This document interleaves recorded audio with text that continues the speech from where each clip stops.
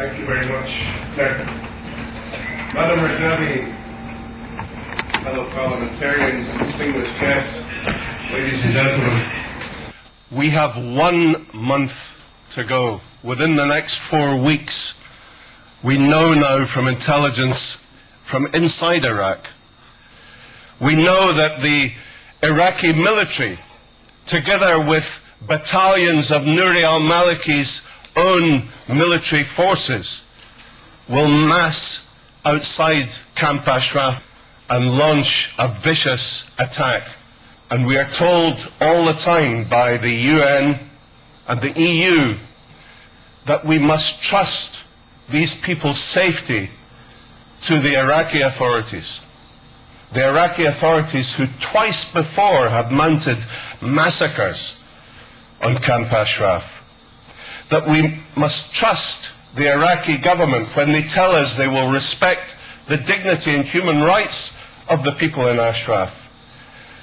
The human rights of the people which has been abused for the past 3 years by 300 loudspeakers blaring at massive decibel levels, day and night, threats and propaganda.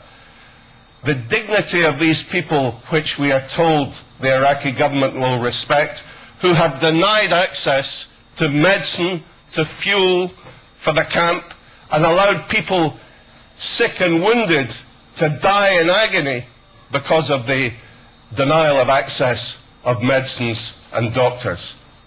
This is the Iraqi government that we are being told to trust. This is the government we are being told in the future we can hand over safely the 3,400 defenseless residents of Ashraf to their care. Well, you know, I say to the foreign ministers who are meeting in Brussels here tomorrow, and they have Ashraf on the agenda, wake up! Show that you've got a bit of spine.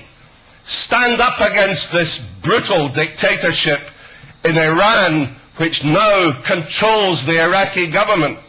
Nouri al-Maliki owes his position as Prime Minister of Iraq to the mullahs in Iran. What they tell him to do, he does. And that's why they have ordered the final solution to the Ashraf crisis. Does all of this not smack of lessons from history? Have we not heard all of this before? Now, when we hear from the EU and the UN that we must respect the sovereignty of the Iraqi government. Hitler had sovereignty over the Jews in Nazi Germany. Is this the kind of sovereignty we must respect?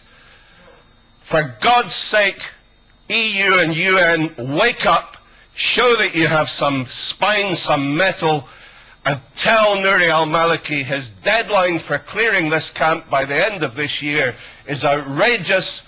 The UNHCR must be given the time and space to register these people as refugees in order that our EU resettlement plan can be put into place and we can evacuate these people to countries of safety. Nothing else than that will do.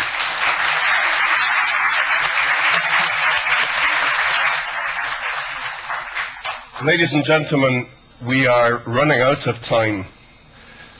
We have to pray that the foreign ministers in their council meeting tomorrow will see sense, will stop talking in mealy-mouthed terms about the sovereignty of the Iraqi government, will stop appeasing the Iranian oppressive fascist regime, and will start showing that the human rights and the dignity of the 3,400 people in Ashraf is every bit as important to us as future relations with either Iran or Iraq.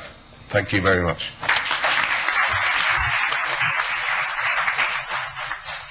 Could I now welcome and invite to take the floor Mrs. Mariam Rajavi, the very courageous and well-known and loved leader, Mrs. Rajavi.